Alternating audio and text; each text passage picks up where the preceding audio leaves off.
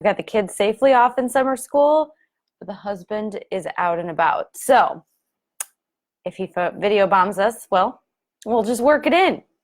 How's everybody doing today? I hope you're having a good Wednesday morning so far. So today, this is episode 19 of the Transforming Anxiety podcast. And today we're still working through all those lifestyle elements. Remember, there's the 3 pillars of my system for totally transforming anxiety, totally transforming your life and your experience of anxiety.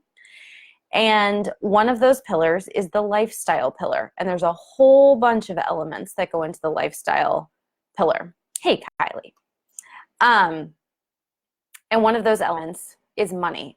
Now, we see this come up in careers. We see this come up in relationships. We see this come up in parenting, right? Money is one of those things that we deal with every single day. It's just a part of adulthood. It's part of living in a civilized society. So cleaning up our minds, cleaning up our thoughts, cleaning up our belief systems around money is super important to pay attention to.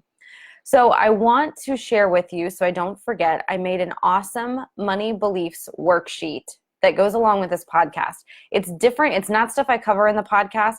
It's meant to take this work for you personally and help you get into your mindset. What are your money beliefs? What are your money thoughts?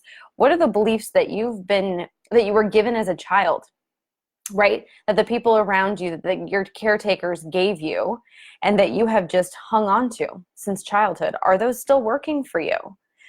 Beliefs, quick tangent, beliefs are just thoughts that we think over and over and over again.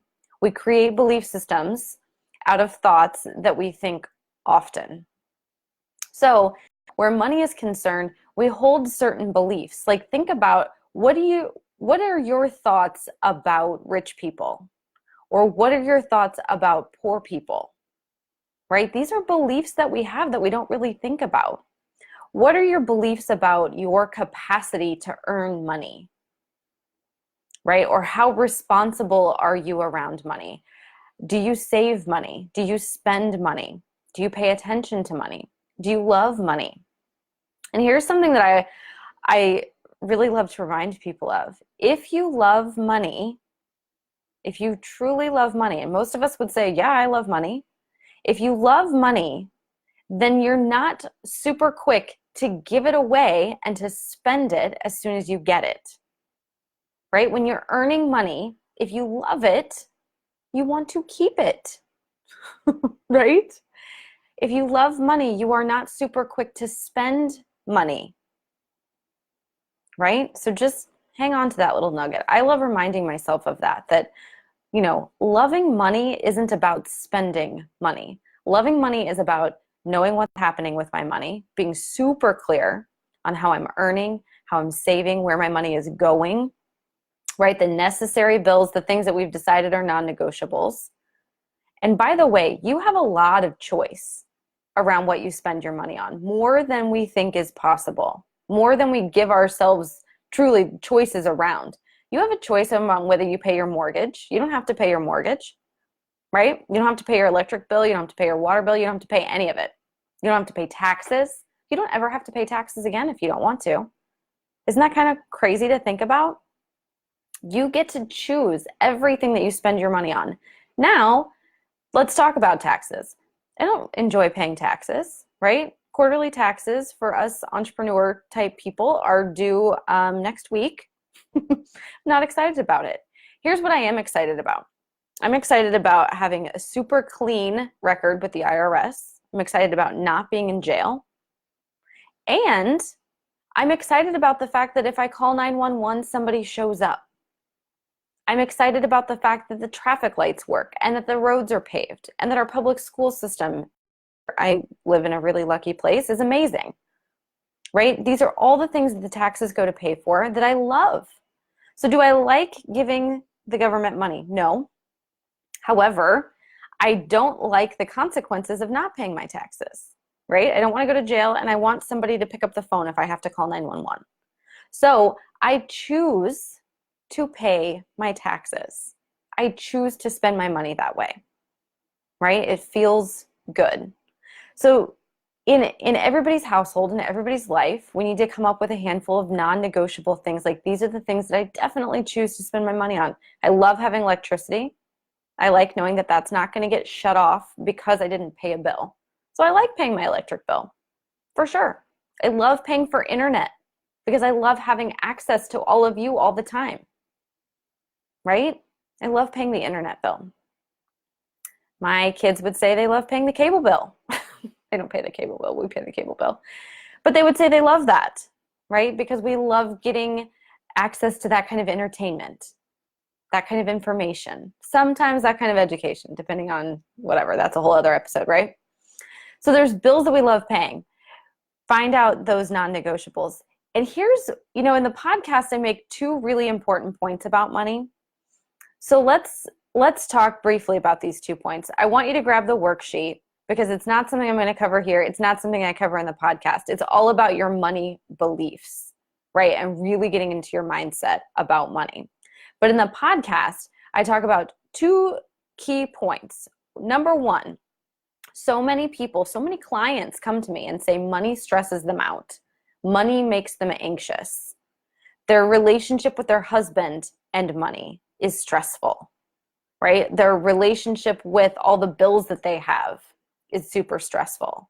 They have so much to pay for. They can't afford it. They're just telling me all of their money thoughts, right? These are all their thoughts about money.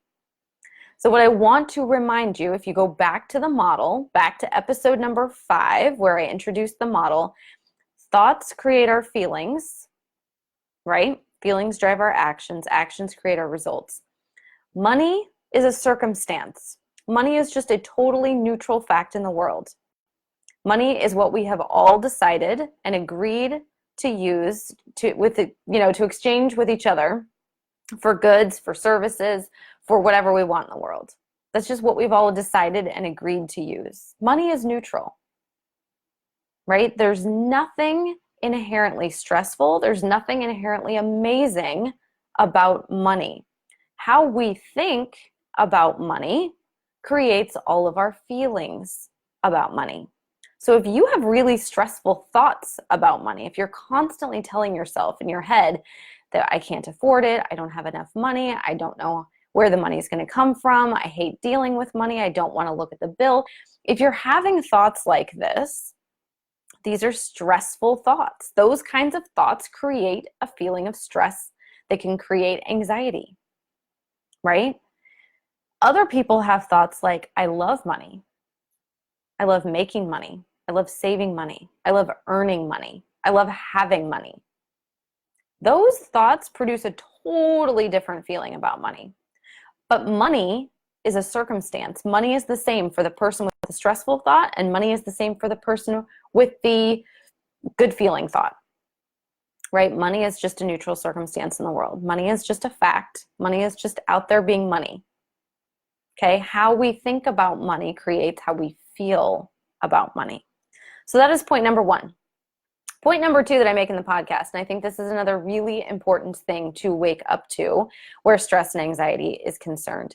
When we start feeling stressed or when we start feeling anxious, we often look to things outside of us in order to help us feel better, right? We reach for some people it's food. For some people it's wine. For some people it's zoning out in front of Netflix or Instagram for hours, right? For some people it's spending money. For some people it looks like things like Amazon Prime, right? And just shopping online.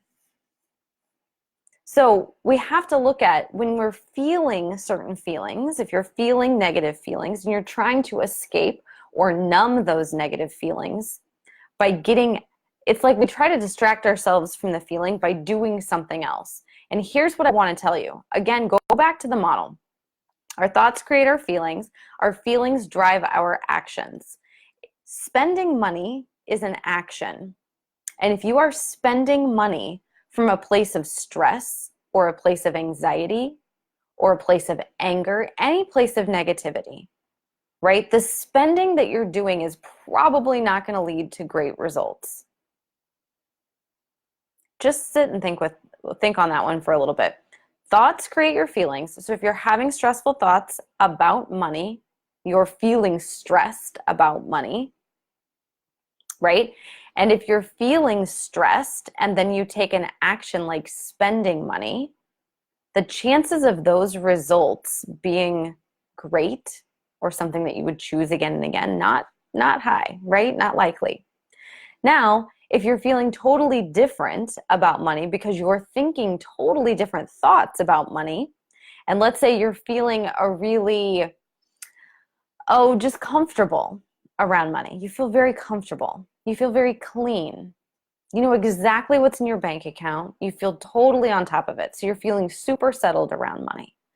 From that feeling, when you spend from a place of settled and comfort, right, or excitement, when you spend from that feeling, that's a totally different action. It's a totally different way to behave in the world around money, right? So it's like, to go back to the taxes example, there's a couple of different ways that I can take the same action of paying my taxes. I can begrudge it and I can hate it and I can be really annoyed and frustrated about the fact that we have to pay taxes, right? Or I can remind myself of all the reasons why I love paying taxes. And truly, I'm lucky to get to pay taxes.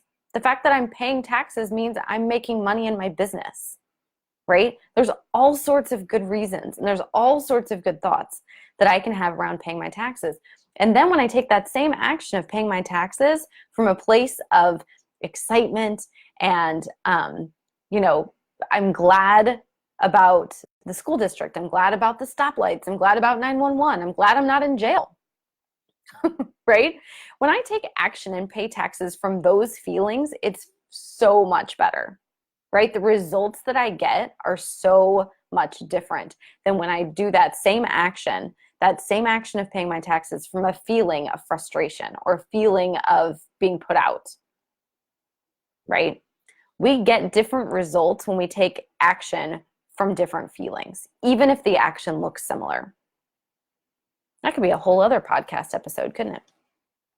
So I want you to think about those 2 points where money is concerned. Your thoughts about money create your feelings about money. Money doesn't stress you out. Money doesn't make you feel good. There's nothing about money that makes anybody feel a certain way. How anybody feels about money is based on how they think about money, right? Have you ever met one of those people who talks about money all the time, right? And some people who talk about money all the time love money, right? They enjoy it. They love earning it. They love having it. They love saving it. They love tinkering with it and what they're doing with it in their savings or whatever. Some of those people love talking about money. There's a couple people in my life who they love talking about money in a way that it's like, oh, here's how I financed all of this. And I didn't have enough money for this, but I was really clever over here. And it's like they're constantly trying to justify all of their stressful thoughts about money, right? And they're constantly talking about it. And what's interesting is when you're having a conversation with somebody else, no matter what it's about, what you're getting is all of their thoughts. You're getting all of their opinions, all of their judgments, but you're getting all of the thoughts they have on that subject, right? So it's like, as soon as I'm in conversation with people, I know exactly how they're feeling. I probably know some of the actions they're taking because it all comes from how they're thinking. So if somebody's telling me all of their stressful thoughts and they can't afford it and this thing is so expensive and I can't believe it and I need a new couch and all of this stuff, and they tell me all of this about money, I know exactly how they feel about money. I know exactly the kinds of actions they're taking around money. I can probably guess the results that they're going to get around money in the short term for sure. But this is also about like challenging your money thoughts so that you can create a totally different money reality for yourself in the short term, in the medium term, in the long term. Think about how much more wealth, how much richer you could be, and not just in your bank account, but in your mind, in how you feel, right? In the actions that you take, in the person that you are in the world, right? If you completely shift your mindset around money. So this is one of those topics that I think is really easy for people to see. This is how coaching changes lives, right?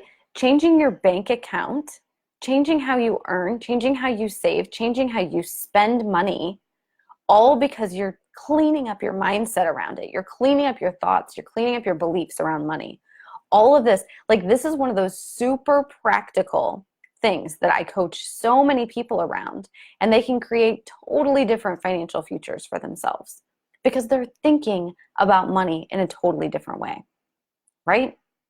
So if you ever thought that coaching was just about touchy-feely stuff, and all we did was talk about feelings, and all we did was dissect feelings, right? And that the only outcome was a better feeling, which for the record is not a horrible outcome, right? Who doesn't want to feel great?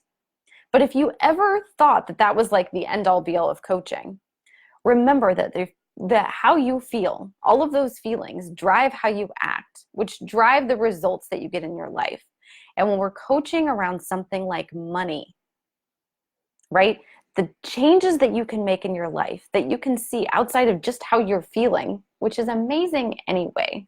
The changes that you can create though, like you can look in your bank account and see the changes. I'm telling you, this is the magic of coaching. So listen to episode 19 of the podcast, all about money. I go into those 2 points a little bit more in depth.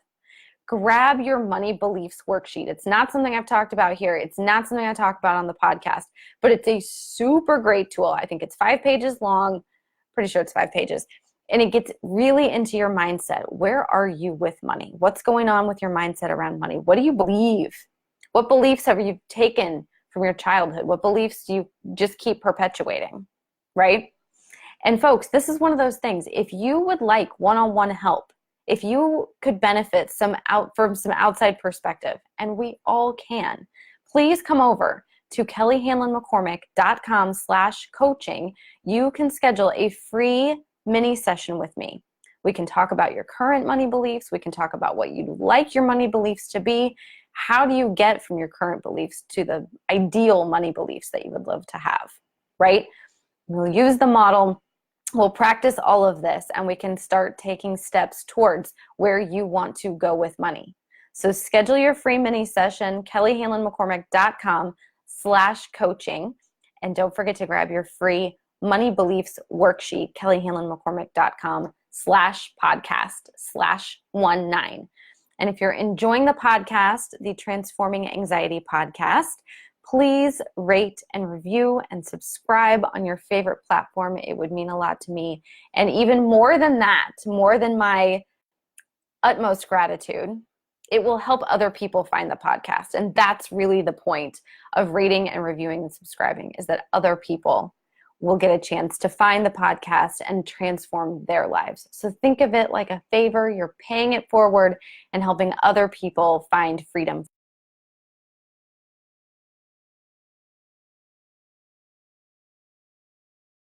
One last thing before I let you go. Next week's podcast, I'm doing FAQs around anxiety. So it's really frequently coached problems around anxiety, but I didn't think anybody would know what that meant. FCPs, right? So I'm just going to call it FAQs.